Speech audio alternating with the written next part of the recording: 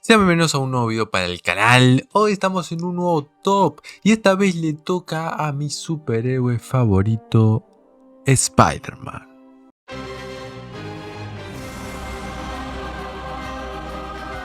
Y antes de arrancar, como siempre digo en este tipo de videos, el top que voy a armar es en base a mi opinión. Si usted tiene una opinión distinta, dejen en los comentarios con su top, etc. Dejando eso a un lado, empecemos. ¿Y por dónde arrancar con esta basura de película? Tuve la oportunidad de verla en el cine en su estreno y no saben lo decepcionado que salí de la sala. Voy a empezar hablando de los personajes secundarios y su particular humor. En los cómics y en la mayoría de adaptaciones, Spider-Man siempre estuvo rodeado de buenos personajes de apoyo, pero aquí eso no aplica.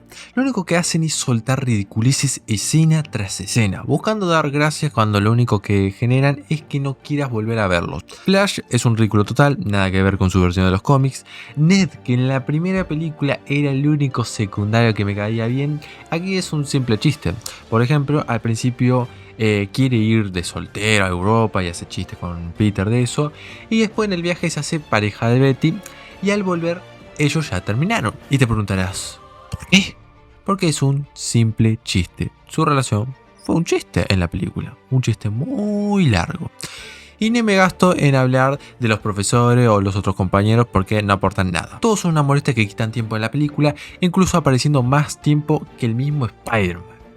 Mención rápida a la tía May, un personaje sumamente importante que ni siquiera tiene una escena memorable como sus predecesoras. Ni siquiera aprovecharon a mostrarnos su reacción y primera charla con Peter al descubrir que él era Spider-Man. Y ojo que Peter tampoco se salva, Todo lo que aprendió, vivió en las anteriores películas no sirvió de nada, porque sigue siendo el mismo inmaduro e irresponsable de siempre. Y esas carencias las vemos muy claramente cuando el ingenuo de Peter Parker entrega la gafa a Misterio. También Peter queriendo dejar de lado el ser de Spider-Man, algo completamente fuera de personaje. Esto no es Spider-Man. Incluso cuando el personaje está de vacaciones, siempre está dispuesto a dejar de lado su deseo de disfrutarlas con tal de cumplir su responsabilidad. Y lo que vemos en esta película no hay nada que ver a eso. Otra cosa que hace mal la película es sacar al personaje de Nueva York. Si esto se hiciera en la cuarta o la quinta entrega, quizás te lo dejaría pasar, porque para ese punto ya lo habríamos visto enfrentando varias situaciones en la ciudad. Pero esta es apenas la segunda película y en la primera no lo vimos tanto en Manhattan. Tampoco es que exploten muy bien al personaje en Europa. Si la trama hubiese sucedido en Nueva York no cambiaba absolutamente nada, ya que el viaje a Europa realmente no aporta nada. Y quieras o no, Spider-Man es Nueva York. Me molestó muchísimo que lo hayan sacado de la ciudad, realmente me molestó. Para rematar, el villano no es que sea wow, sus poderes e ilusiones están bien, pero su motivación es un reciclaje del buitre, un tipo que tiene rencor contra Tony Stark y que se la termina agarrando con Peter. Todo el potencial de meter el multiverso por primera vez lo mandan a la basura. Como antagonista cumple, no me parece el peor, pero tampoco es memorable. Y al revelar la identidad de Peter no impacta igual que en el cómic, ya que este Spider-Man enfrentó a un solo villano y medio mundo ya casi que conocía su identidad. Y antes de la conclusión, mencionar el pésimo CGI que maneja no solo esta película, sino las 3 de Tom Holland. Lo dejo claro ahora para no estar repitiéndolo después. Sin duda es la peor película del personaje, lo representa muy mal, con una historia muy mal escrita, una dirección de Jon Watts que no ayuda en lo más mínimo. Yo no sé cómo carajo llegó a dirigir una trilogía de Spider-Man ese tipo. En conclusión, la peor película del personaje. Esta película es la definición de potencial desperdiciado. Voy a comenzar hablando de su principal problema, sus villanos. El primer error que comete es contar con 3 villanos y no aprovechar realmente a ninguno. Electro es medianamente interesante, pero después de su accidente se vuelve un personaje completamente ridículo. Ni hablar del Duende Verde, acá nos presentan por primera vez a Harry y ya en la misma película lo vemos convertirse en el Duende sin desarrollo previo del personaje, a diferencia de la saga de Raimi. Y de Rhino mejor no voy ni a hablar, ya saben cuál es el problema de ese villano.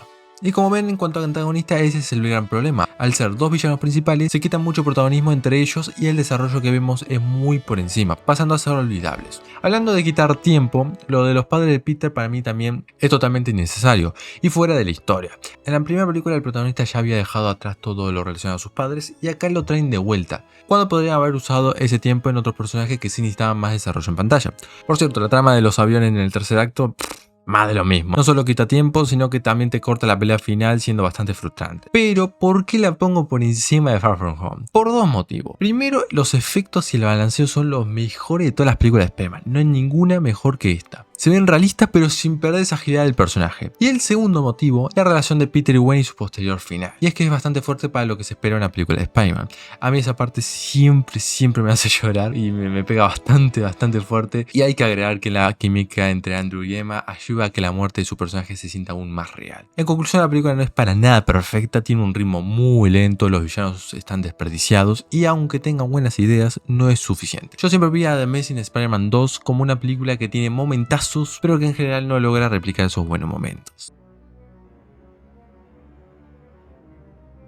Se me complicó dónde meter esta película, porque pese a ser mala y haber acabado con su saga, no deja de ser divertida de ver. El problema que se cometió acá fue lo mismo que en Amazing Spider-Man 2, muchos villanos y ninguno termina de ser explotado correctamente. En especial Sandman, el cual iba a ser el antagonista principal, pero como Sony obligó a Raimi a meter a Venom, le terminó quitando tiempo al igual que a Harry como Duende Verde. Pero el verdadero problema realmente es Venom, ya que Sandman tenía tiempo para un buen desarrollo y Harry venía teniendo su desarrollo como antagonista durante toda la trilogía, por lo que precisaba menos tiempo, pero la inclusión del simbionte terminó arruinando todo. Luego los personajes se comportan de forma bastante estúpida, Peter siendo un boludo, cometiendo errores como besar a Gwen frente a Mary Jane, y ahí no entra la excusa de Venom porque todavía no lo tenía. Mary Jane tampoco se queda atrás, ya que a la primera mala con Peter se tira sin pensarlo hacia Harry, la muy zorra. Pese a eso, el ritmo sigue siendo muy bueno y se hace bastante disfrutable y divertida, especial después de los años y con los memes que salieron de la película. Cada vez que veo a Peter bailar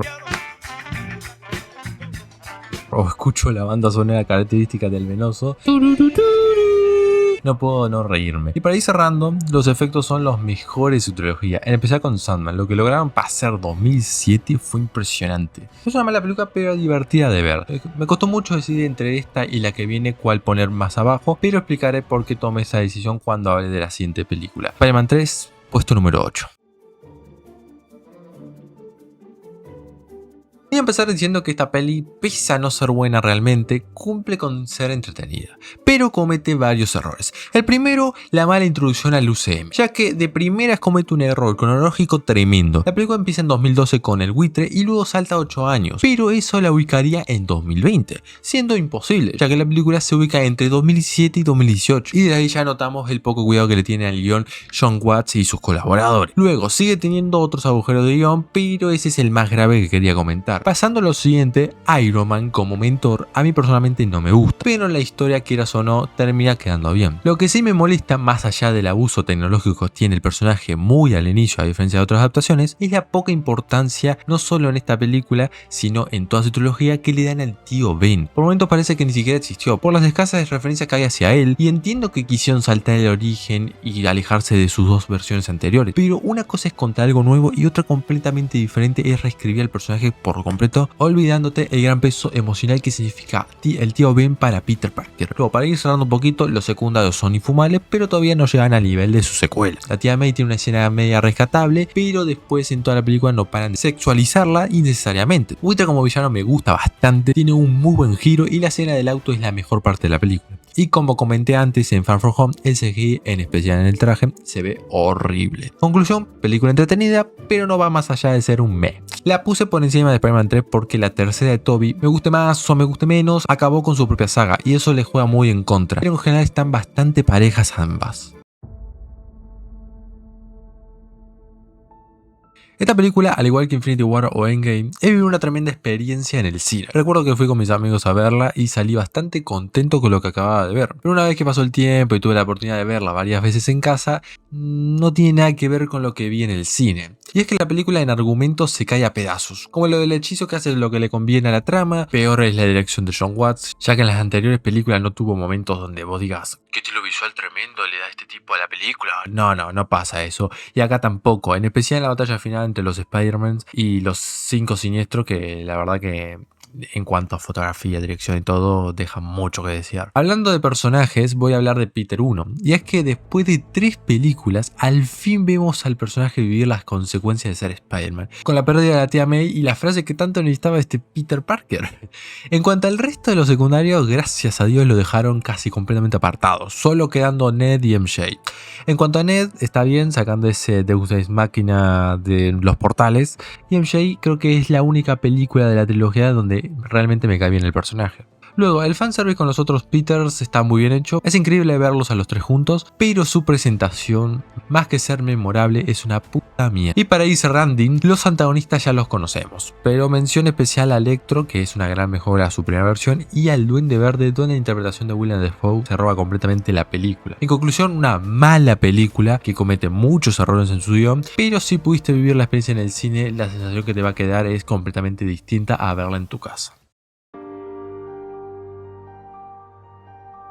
La primera película de Andrew es el primer reinicio del personaje, y pese a contar nuevamente el origen, me gusta el enfoque más serio y oscuro que le dieron a la película. Cosas como Peter obsesionado con encontrar el asesino de su tío, o él llegando a la casa con toda la cara lastimada preocupando a la tía May, son cosas que en la anterior versión no las habríamos visto. Hablando de Peter, a diferencia de la versión de Tobey, en esta primera película vimos mucho más tiempo en pantalla a Peter Parker que al mismo Spider-Man, y eso también va agarrado de otra novedad que no habíamos visto, la inclusión de los padres de Peter, y toda su trama de investigación, que lo terminaría llevando a convertirse en Spider-Man indirectamente. Andrew lo hace muy bien, en mi opinión es el mejor actor que tuvo el personaje, pero lamentablemente no lo acompañó los guiones. En cuanto a los personajes secundarios, todos cumplen. Gwen como interés amoroso, la tía May, como siempre apoyo emocional para el protagonista, y uno muy importante, el Capitán Stacy, no solo por su muerte que impacta a Peter al final, sino también porque fue él quien le abrió los ojos sobre lo que estaba haciendo como Spider-Man, al decirle que no detenía a los ladrones, sino que lo hacía por venganza. Por último, el antagonista bebe mucho del Duende Verde de Raimi, pero aún así funciona como primer gran villano.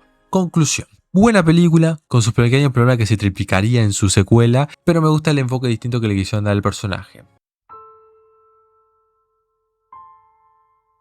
Tenemos que hablar sobre películas de origen de Spider-Man. Sin duda la primera de Raimi es la historia por excelencia del personaje.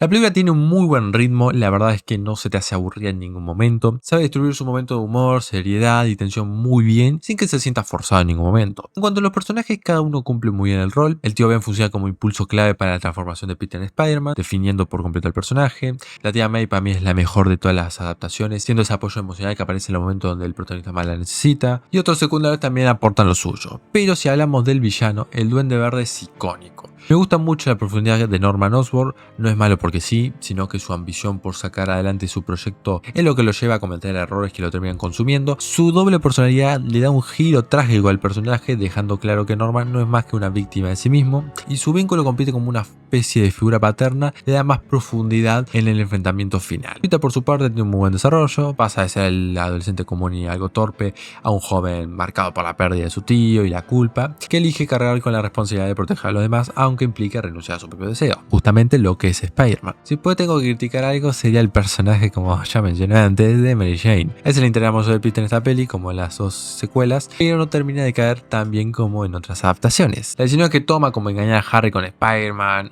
y algunas actitudes que después serían más evidentes en las secuelas, hace que no conecte del todo con el personaje. En conclusión, la mejor película de origen del personaje, tiene un buen cast, buenas historias, buenos personajes y sobre todo representa muy bien lo que significa ser Spider-Man. Merecidísimo cuarto puesto.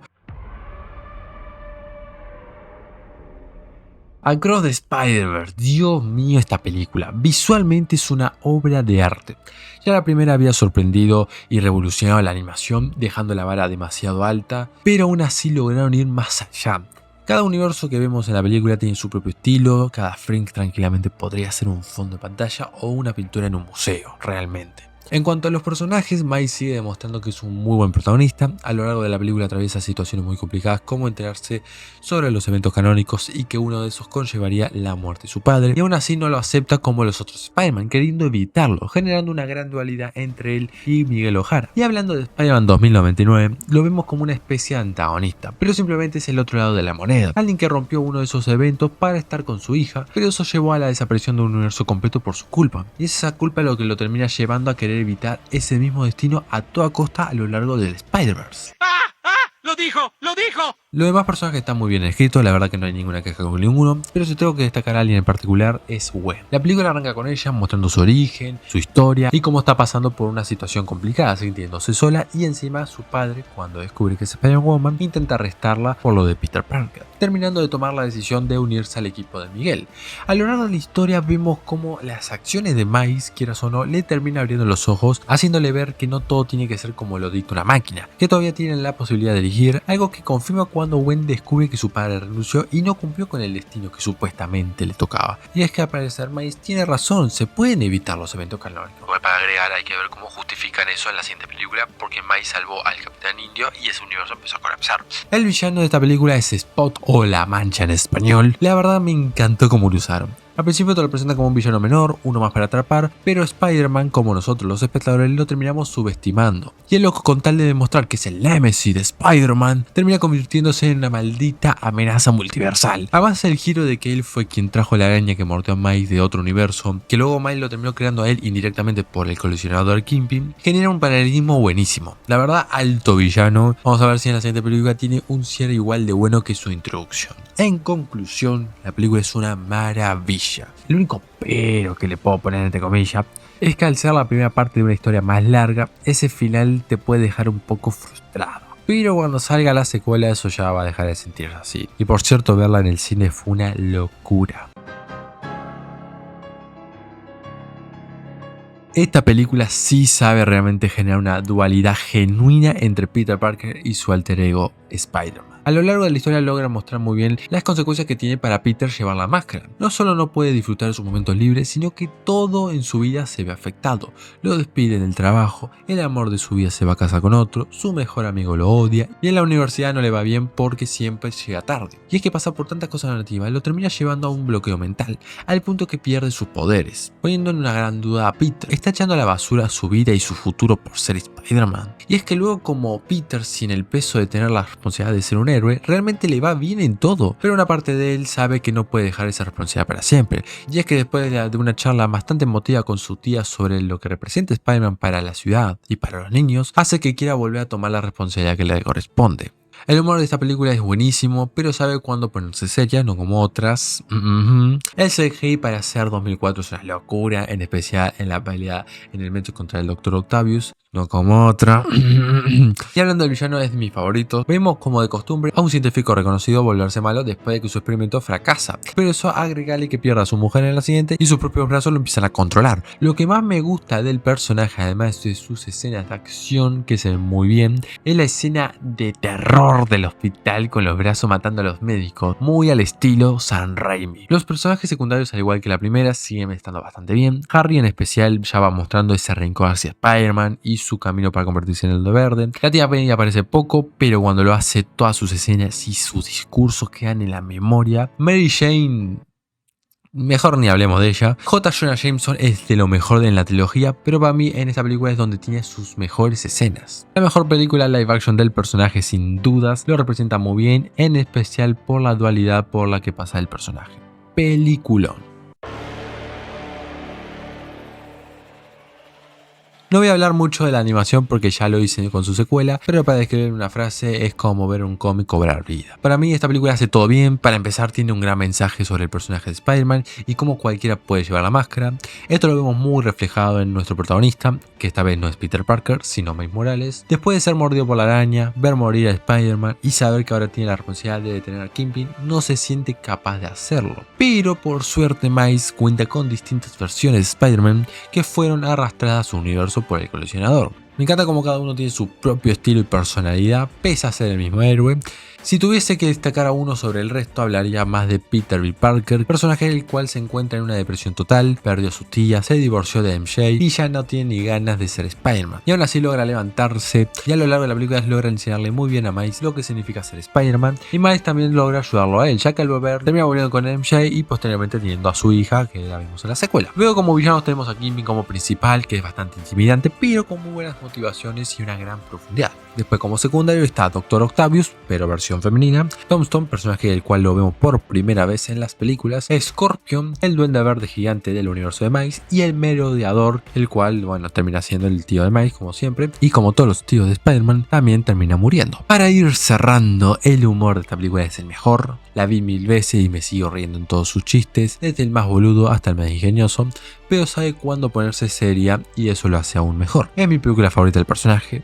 Realmente no me aburre en ningún momento y para ser sincero, en el top 4 no creo que una película se destaque muy por encima de las 3 restantes. Las veo muy parejas a todas y acá lo decidí más en base a mi disfrute personal que al crítico para elegir el orden. Espero que hayan disfrutado de mi ranking personal de Spider-Man, dejen el suyo en los comentarios, no olviden dejar su like, compartir con sus amigos. Muchísimas gracias por el apoyo que está recibiendo de este canal, no olviden suscribirse y visitar mi canal principal de Ricardo 12. Con eso me despido y hasta la próxima.